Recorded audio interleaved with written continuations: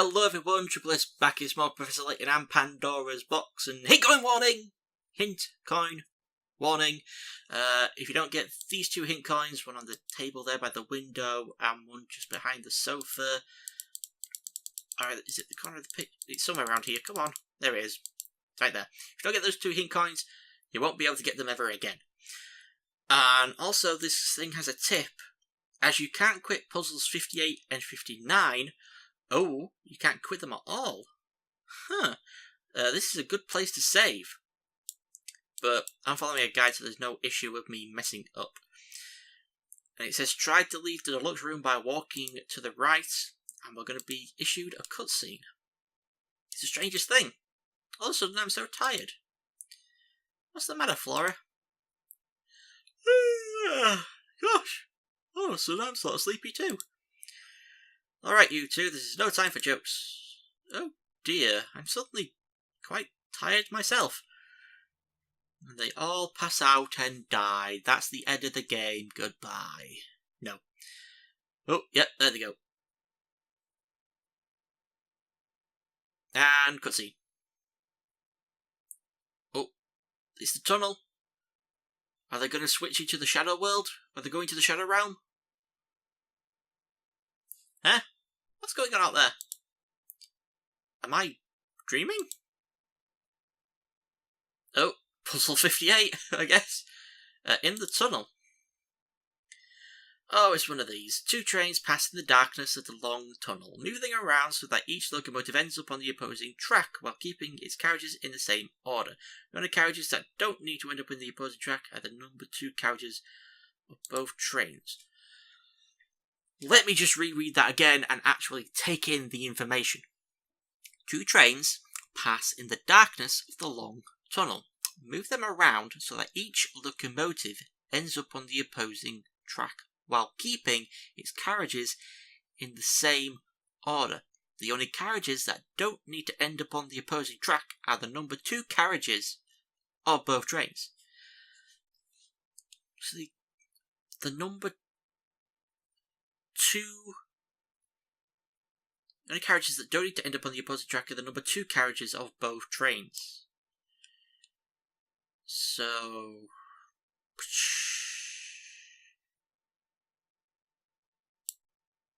I'm going to mess this up and then probably redo it with the actual way to do it. I've already messed up that so far. Pretty sure it's this one that needs to go down here. Number 2 doesn't need to move. This is number 2.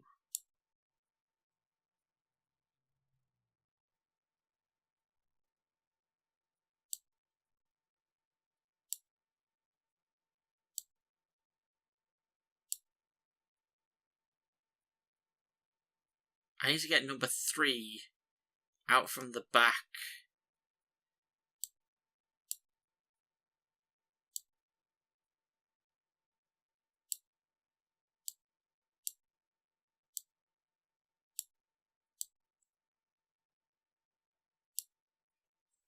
Okay.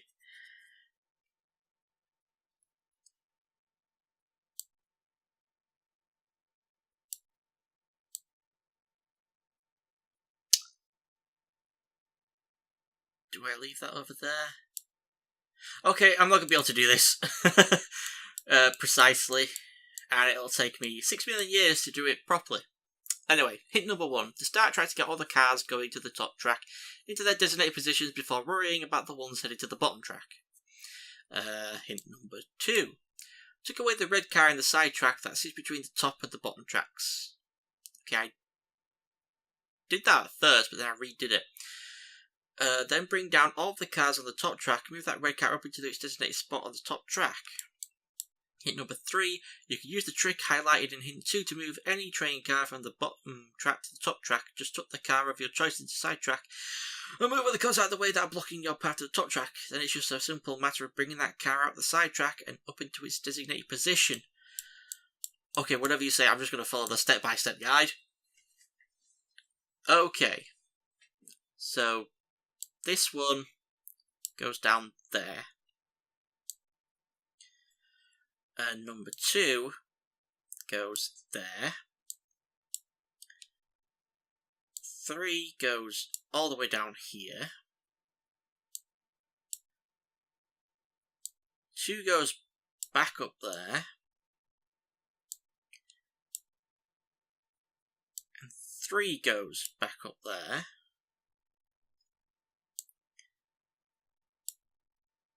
Number 1 then goes over there. Number 2 goes back up there.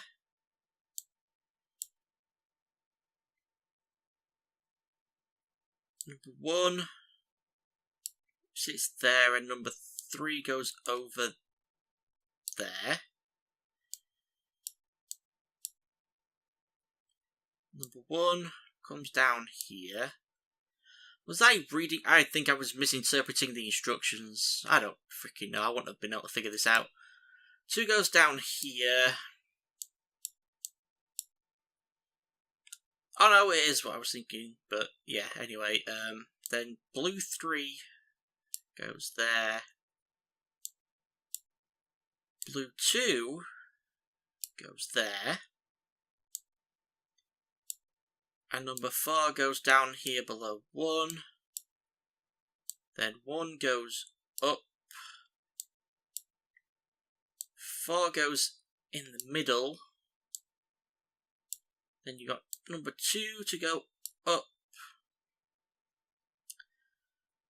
And then this number 3 to go up.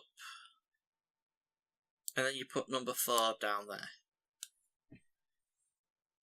There you go. That's apparently how you do it. I would have never been able to get that done in under an hour. Okay, the 2 trains speed off into the darkness, each carrying the number 2 carriage of the other. Okay. Great for you. Yeah, I wouldn't have been able to figure that out in under an hour. That would have taken me forever. So, just follow the guide.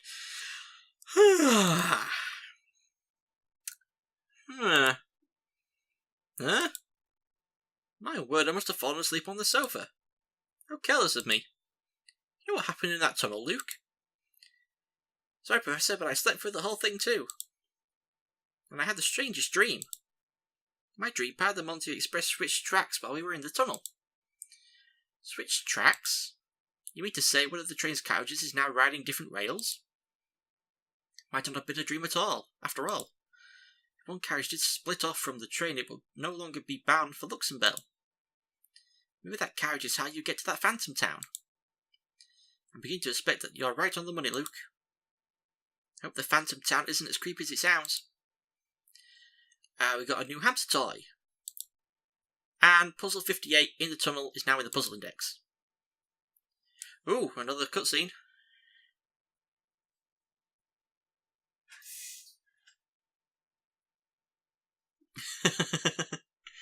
False sense.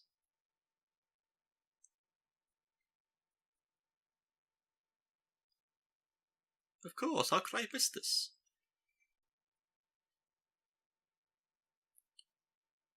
Oh, is this the next puzzle?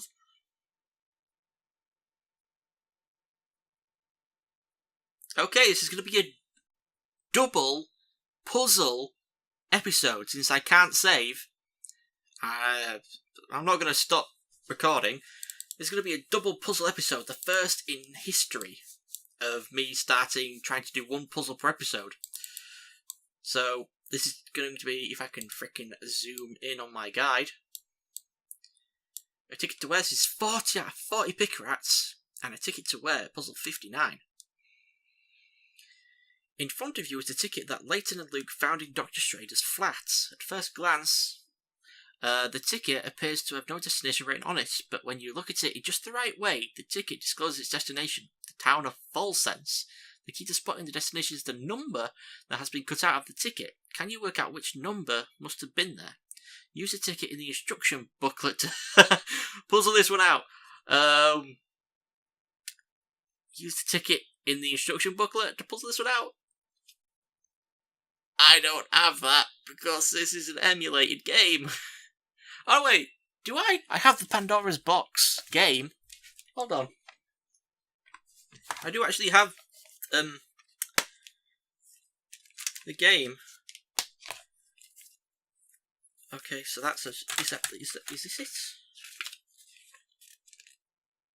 It's got a code on it, so that's not it. Got another thing. That's a thing. Nintendo Wi-Fi thing. Okay, the actual Professor Layton booklet. I'm looking through the pages. Okay, basic play. This is all instructions. Oh, I got the ticket. I got the ticket. Okay. I wish I could show you, folks, but I can't. Can I tear this out? Is this serrated edges? I don't think it is. So I have to. It says hint number 1 for this puzzle is to find the answer. You have to fold the ticket in a particular way. Now, how is it?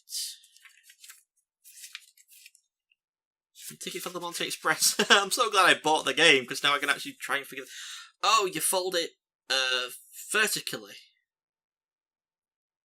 I think you fold it vertically, which I need to actually cut this out then. I need scissors. Scissors! Normally, I wouldn't even dream of doing this to a game booklet. Game booklets are sacred since they don't make them anymore. But I do need to cut this out to actually fold it. Can you hear that cutting? That's me desecrating a holy object. Okay, I got the ticket. And I'm pretty sure I fold it vertically. There's a line. You can see a faint line. You can see it right here, in fact. There's a line. I don't know.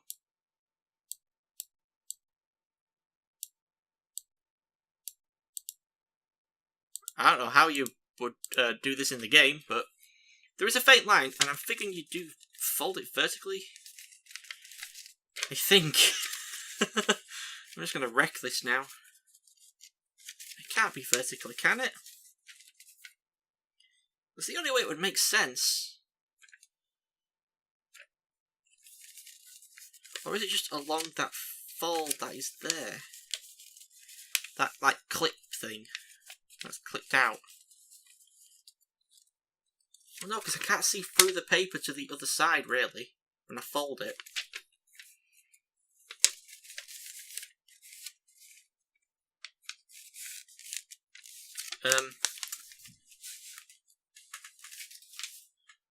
I'm trying to hold it up to like a light, but the paper's so thick, it's like, I thought maybe if you fold it together, these two top numbers here would, you know, join together to make a word. I don't know. Anyway, hint number 2. First fold the entire ticket in half lengthwise. Next fold the ticket lengthwise along the middle of each row of numbers. Well, just so, in the top half of the top row numbers will connect to the bottom half of the bottom row with numbers, revealing a string of letters. So, like...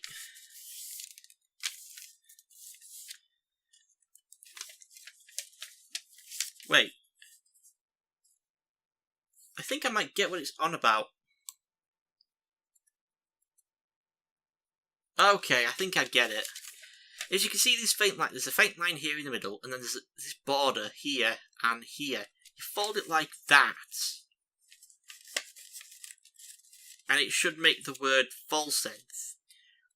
I just can't puzzle it right now.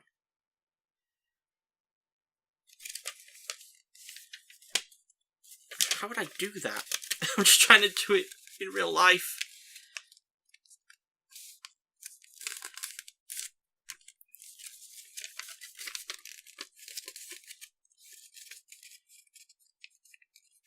Okay.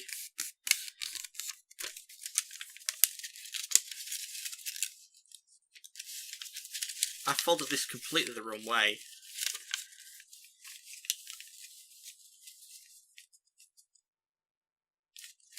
How?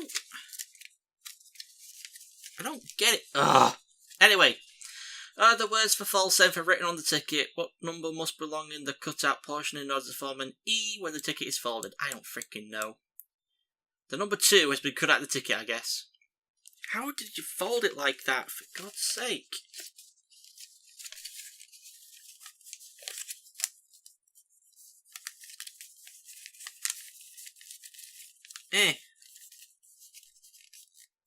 Okay, I've got it. I folded it in a weird way. Not the correct way, but a weird way. And it says... Full se. But this, yeah, here is blocking. Oh, wait. This thing is blocking. Okay, so I did figure it out. So apparently the number 2 has been cut out because of this thing here. Right. Submit. I do apologise that you couldn't see anything I was doing. But this was a very physical thing. So yeah, I823, the number 2, would have to be there to then when you fold it, I guess, it would fit with the 5 at the top to create the bottom of it to make an E, I guess. Yeah, to make an E. Anyway, we did that. Missing number is 2. If you fold the ticket as shown and line up the 2 sets of numbers, they form letters that spell out the word false sense. Looks like the ticket's destination was there all along. See, like that. And then the 2 would be there because it'd be, those 2 lines there would be upside down to make that into an E with a line there and a line there. Like that. You see? You see? I didn't get it to fold perfectly like it showed it there, though. I just kind of folded it weirdly. And managed to make it say false sense. Anyway, that's cool. And I'm glad I bought the actual game. Puzzle 59, a ticket to where is now in your puzzle index. Another cutscene? Okay. Just get to a point where we can save. This is probably the longest episode of Professor Layton in a long time. When did it get so dark? What do you mean? Uh-oh. There was no physical thing that you had to use for a puzzle in the first game. So that was pretty cool. They had something. Kind of ruins it though when you're emulating. So then you're kind of like, I can't do that. I believe we've arrived at the next stop. But I entered to see Flora, Professor. Where could she be? Hi you two, glad to see you're finally awake. Flora, where'd you get off to? I'm sorry, but the carriage was really stuffy, so when we stopped, I went outside for some air. You went out alone? You crazy? It's dangerous out there. Who knows what kind of oddballs could be out lurking around. Oh well, I'll be more careful from now on. Watch your tone, Luke. A gentleman always remembers to treat a lady with kindness and respect. Now, since we're all back together, why don't we get off this train and see where we are? Oh, and there's also another puzzle thing that I need to figure out. A journal entry that I need to show off, and I keep forgetting to show it off. If you go in here, Layton's journal. There's now 3. I always forget to show them off. Back at the station, I noticed a large group of people bidding farewell to a young woman born our train all by herself. I'm sure she was none other than Mr. Anson's daughter, Katia. She was travelling alone. She didn't seem apprehensive at all. No, she seemed quite focused. I do wonder, though, why has she set out on her own and where she headed? Then we got the sound of midnight. When the deluxe carriage of the Monterey Express, Luke, Flora and I were suddenly hit with an apparent urge to sleep. Luke says he dreamed of one of the train carriages being swapped. Was the clamour I heard while asleep the sound of those carriages changing places? And an unknown destination? Shortly after waking from my slumber, the conductor announced that our next stop was a town known as Falsense. I find this odd as I was sure our destination was the town of Luxembourg. It appears that the carriage in which we fell asleep really did change tracks and was the only one from our original train to reach this new destination. So there we go.